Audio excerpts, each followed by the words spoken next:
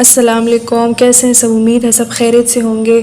आज का जो हमारा इम्पोर्टेंट टॉपिक है डीएसए, जिसका पार्ट 2 चल रहा है। अगर अभी तक आपने पार्ट 1 नहीं देखा डीएसए का इंट्रोडक्शन, तो प्लीज़ आप जाके पहले वो वीडियो देखें, फिर आपको इस वीडियो की समझ आएगी।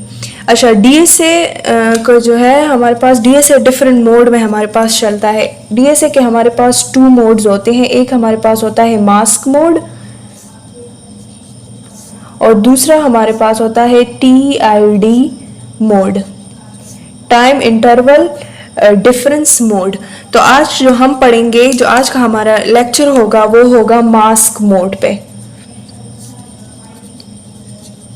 प्रोसीजर पे जाने से पहले हम पढ़ते हैं कि प्रोसीजर में डिफरेंट कंडीशंस क्या होंगे। डिजिटल फ्लोरोस्कोपी से कुछ अलग ही होगा डीएसए के मास्क मोड में। वो क्या क्या होगा, एक तो ये है कि इसका जो ट्यूब करंट होगा वो काफ़ी हाई होगा। ट्यूब करंट हाई होगा आम फ्लोरोस्कोपी से। कितना हाई होगा? 20 to 100 टाइम्स हमारे पास ये इंक्रीज होगा। और इसी ट्यूब करंट की वजह से जो है पेशेंट रेडिएशन डोज हमारे पास ज्यादा होगा, क्योंकि हम डोज, ट्यूब करंट को ही हम डोज कहते हैं ना, जो हमारे पास MA होते हैं उसको ही हम डोज कहते हैं। तो जब हमारे पास MA ज्यादा होंगे 20 to 100 टाइम्स आम फ्लोरोस्कोपिक कंडीशन से, तो फिर हमारे पास पेशेंट रेडिएशन डोज भी हमारे पास काफी ज्यादा होगा। जब डोज ज्यादा होगा तो पेशेंट को हैजर्डस कंडीशंस भी हो सकते हैं। उससे बचने के लिए हम फिर क्या करते हैं, पल्स प्रोग्रेसिव मोड में जाते हैं। और ये इस पर मैंने एक अलग सा लेक्चर दिया है, वो जाके आप पहले देख लें। कि पहले अगर नहीं देखा तो पहले पल्स प्रोग्रेसिव मोड जो है ना, वो हमारे पास कहते हैं, थोड़ा सा मैं हाईलाइटेड बता लेती हूँ कि हमारे पास फॉर एग्जांपल एक ग्राफ हम ड्रा करें, यहाँ पे टाइम होता है, यहाँ पे हमारे पास फ्रेम्स होते हैं, या वो फ्रेम जो हमारे पास MS पे चलते हैं डिफरेंट एक्सपोजर्स पे। तो हमारे पास एक कंटिन्यूस टाइम होता है जब हम जनरेटर को जो है वो ऑन करते हैं, और लास्ट में हमारे पास जनरेटर ऑफ होता है। हमारे पास ग्राफ नीचे आ जाता है, एक्सपोजर जो है वो 0 पे आ जाता है। लेकिन एक हमारे पास होता है पल्स प्रोग्रेसिव मोड, जिसमें हमारे पास हम जनरेटर को ऑन करते हैं तो ये एक्सपोजर हमारे पास हो जाता है। फिर जनरेटर ऑफ होता है थोड़े से सेकंड्स के लिए, मिली सेकंड्स के लिए, फिर हम इसको ऑन कर देते हैं, तो इसमें पेशेंट रेडिएशन डोज हमारे पास कम होता है। वही डोज मिलती है, वही MS हमारे पास पेशेंट को मिलती है, लेकिन होता क्या है कि हमारे पास थोड़ा थोड़ा सा उनको मिलता है, तो जिसकी वजह से उनका पेशेंट रेडिएशन डोज कम हो जाता है। हैजर्डस कंडीशन पेशेंट को कम हो जाते हैं। फिर हमारे पास होता है कि इसमें इमेजेस, क्या मास्क मोड में हमारे पास किस किस टाइप के इमेजेस होते हैं। एक हमारे पास होता है मास्क इमेज। मास्क इमेज हम उसको कहते हैं जब हम कंट्रास्ट दे देते हैं और बिल्कुल फर्स्ट इमेज जो है 4 to 10 seconds after the contrast देते हैं, उसको हम क्या कहते हैं, मास्क इमेज। मतलब उसमें कोई कंट्रास्ट हमें नजर नहीं आ रहा होगा। और mask image with no contrast, एक तो ये है कि अगर आपसे कोई पूछे मास्क इमेज किसे कहते हैं, विद नो कंट्रास्ट, और दूसरा जो है हमारे पास ये हम स्टैंडर्ड लेते हैं, स्टैंडर्ड इमेज है। सारे जो है प्रोसीजर का ये स्टैंडर्ड इमेज है। सारे प्रोसीजर के इमेजेस हम इससे जो है वो कंपेयर करते हैं। दूसरे हमारे पास होते हैं एडिशनल इमेजेस। एडिशनल इमेजेस या हमारे पास एक्वायर्ड इमेजेस भी होते हैं। एक्वायर्ड, इसको हम एक्वायर्ड इमेजेस भी कहते हैं। तो ये जो है, ये हमारे पास मास्क इमेज के बाद जब कंट्रास्ट हमारे पास इमेजेस में जो है वो वेसल्स में हमारे पास मूव कर रहा होता है, हमें ऑन द स्क्रीन दिख रहा होता है, वो फ्रेम जो हमारे पास एक्वायर होते हैं जिसमें हमारे पास कंट्रास्ट मूवमेंट कर रहा है वेसल्स में, तो उसको हम एडिशनल इमेजेस या एक्वायर्ड इमेजेस बोलते हैं। ये हमारे पास जब हम आम एग्जामिनेशन करते हैं ना मोस्टली, उसमें हमारे पास ये 30 इमेजेस होते हैं। थर्ड हमारे पास होते हैं सब्ट्रैक्टेड इमेजेस। सब्ट्रैक्टेड इमेजेस जब हम उसको मास्क इमेज और इसको कंपेयर करते हैं, तो फिर हमारे पास सब्ट्रैक्टेड इमेजेस आ जाते हैं, जो हम डॉक्टर के पास लेके चले जाते हैं कि ये आप जो है अब इसमें जो कोई पैथोलॉजी है तो वो आप डायग्नोस कर ले। सब्ट्रैक्टेड इमेजेस में हमारे पास कोई बैकग्राउंड इमेजेस नहीं होती, कोई बोन नहीं होता, कोई मसल नहीं होता, कोई सॉफ्ट टिश्यू नहीं होता, सिर्फ हमारे पास उसमें वेसल्स होते हैं। अब आ जाते हैं इनकी मेमोरी पे। मेमोरी या स्टोरेज डिवाइस हमारे पास ऐसे डिवाइस होते हैं जिसमें हमारे पास ये जो डिस्प्ले इमेजेस होते हैं ना, ये पहले वहाँ पे स्टोर होते हैं, उसके बाद मॉनिटर पे हमारे पास डिस्प्ले होते हैं। तो मेमोरी हमारे पास टू टाइप्स ऑफ होती हैं, एक हमारे पास होता है प्राइमरी मेमोरी और एक हमारे पास होता है सेकेंडरी मेमोरी। प्राइमरी मेमोरी में हमारे पास मास्क इमेज स्टोर होता है और सब्ट्रैक्टेड इमेज, ये हमारे पास स्टोर होते हैं in the primary memory. Secondary में हमारे पास सिर्फ एडिशनल इमेजेस या एक्वायर्ड इमेजेस जो है ना, वो हमारे पास स्टोर होते हैं। फिर हमारे पास आ जाते हैं मॉनिटर के हवाले से। मॉनिटर हमारे पास इसमें होते हैं टू टाइप्स ऑफ मॉनिटर, एक मॉनिटर ए होता है, एक मॉनिटर बी होता है। मॉनिटर जिसमें हमारे पास ये डिस्प्ले होंगे ये इमेजेस। तो मॉनिटर ए में हमारे पास मास्क मोड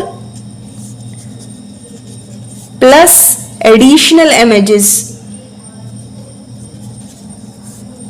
ये डिस्प्ले होते हैं, और बी में हमारे पास सब्ट्रैक्टेड इमेजेस जिसको हमने बाद में एग्जामिन करना है,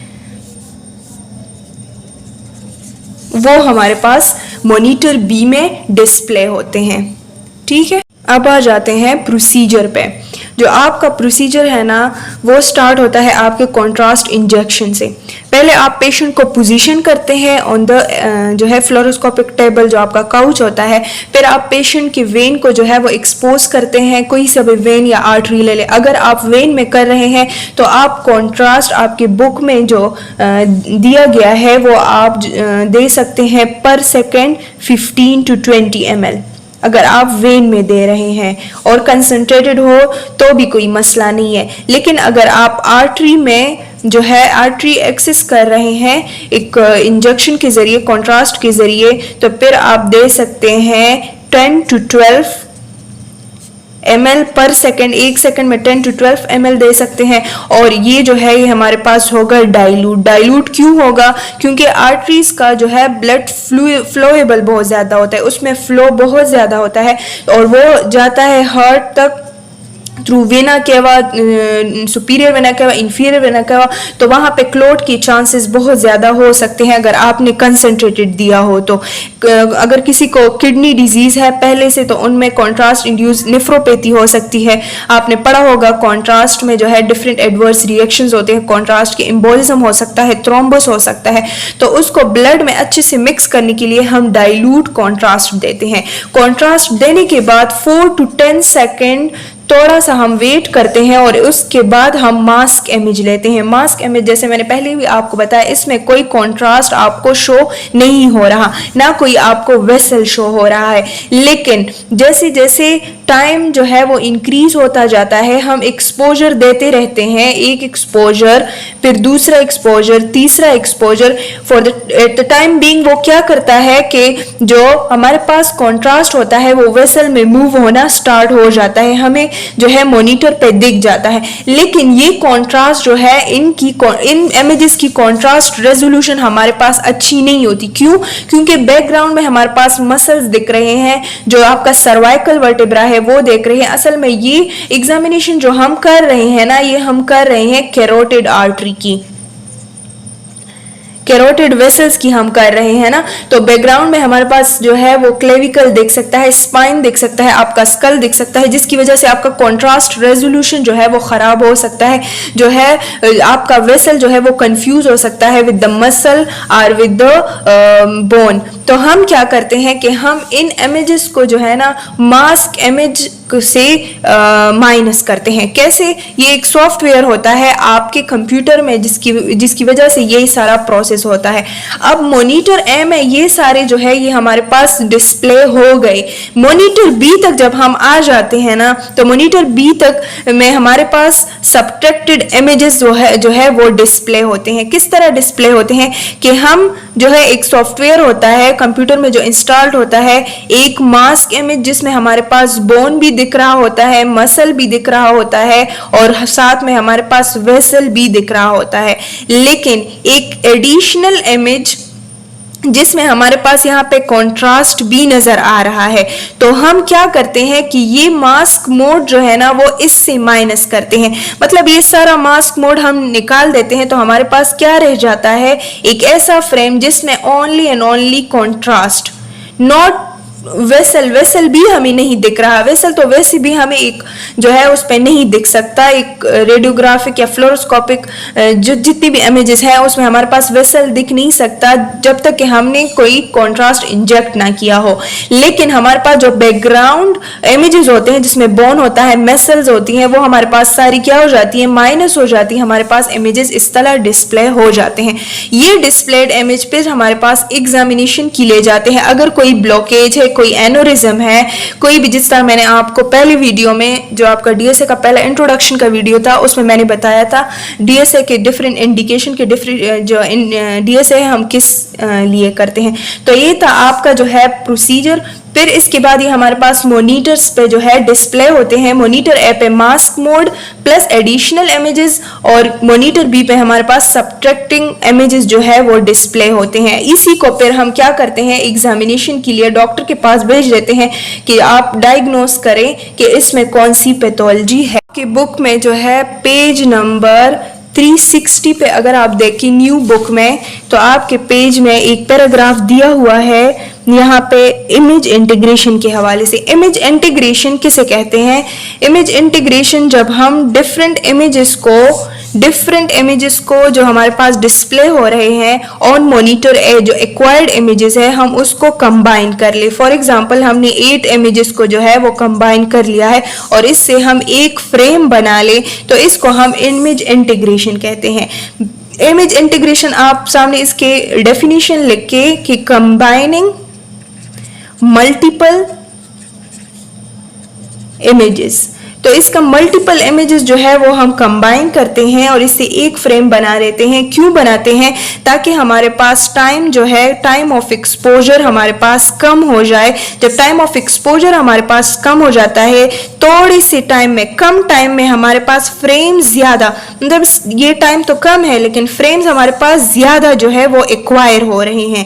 तो इससे हमारे पास क्या होता है कि पेशेंट रेडिएशन डोज हमारे पास कम हो जाता है। यूजुअली इसमें ज्यादा होता है ना, डिजिटल फ्लोरोस्कोपिक मोड जो डीएसए का है इसमें हमारे पास पेशेंट रेडिएशन डोज ज्यादा होता है, पहले भी मैंने बताया। लेकिन इसकी वजह से, इमेज इंटीग्रेशन की वजह से हम पेशेंट रेडिएशन डोज को कम करते हैं और इमेज की क्वालिटी हम इम्प्रूव करते हैं। इसकी वजह से इमेज की क्वालिटी क्यों इम्प्रूव होती है, क्योंकि पेशेंट रेडिएशन डोज जब हमारे पास कम होता है तो हमारे पास SNR ज्यादा हो जाता है, सिग्नल टू नॉइस रेशो। इससे हमारे पास नॉइस कम हो जाता है, सिग्नल ज्यादा हो जाते हैं, तो हमारे पास इमेज की क्वालिटी अच्छी आ जाती है। तो ये था हमारा जो है आज का टॉपिक मास्क मोड के हवाले से। किसी भी चीज़ की आपको समझ नहीं आई तो आप कमेंट में पूछ सकते हैं। और जो है अगर अभी तक आपने मेरा चैनल सब्सक्राइब नहीं किया हुआ तो सब्सक्राइब करें, क्योंकि डीएसए के हवाले से आपके और भी इम्पोर्टेंट वीडियोस आने वाले हैं। डिफरेंट MCQs डिस्कस होंगी कि कौन कौन से MCQs, कॉन्ट्रास्ट के हवाले से जितनी भी MCQs आपके बुक में जो वैल्यूज गिवन है कि वेनिस में हम जो है कॉन्ट्रास्ट कौन सा जो है देते हैं और किस जो है कौन से उसका देते हैं, कितने क्वांटिटी में देते हैं, ये बहुत ज़्यादा इंपॉर्टेंट है। मास्क इमेज किसे कहते हैं, एक्वायर्ड इमेज किसे कहते हैं, सब्सट्रैक्टेड एक्वायर्ड इमेज यूजुअली जो हम एग्जामिनेशन में देते हैं वो 30 इमेजेस होते हैं। ये वाले MCQs बहुत ज़्यादा इंपॉर्टेंट है। तो आप जितनी भी वैल्यूज़ हैं, जितनी भी परसेंटेजेस हैं, जितनी भी टिडबिट में जो वैल्यूज़ आपके गिवन होते हैं, ये पेपर के लिहाज से बहुत ज़्यादा इंपॉर्टेंट होते हैं। अभी भी आप इसको जो है लर्न करें, पेपर पे जाने से पहले भी इसको एक नज़र आप जो है वो रीड किया करें। तो best of luck for your exams. हमारे साथ जो है वो जो है ट्यून रहे कि अगली वीडियो आप तक पहुंचे। अगर अभी तक आपने सब्सक्राइब नहीं किया हुआ तो सब्सक्राइब करें, ताकि हमारे जितनी भी इंपॉर्टेंट वीडियोस पेपर के हवाले से आए तो आपको नोटिफिकेशन आती रहे। कमेंट ज़रूर करें, जिस चीज़ में भी मसला हो हम वो चीज़ दोबारा डिस्कस करने की कोशिश करेंगे। अपना बहुत सारा ख्याल रखिएगा, दुआओं में याद रखिएगा। अल्लाह हाफिज़।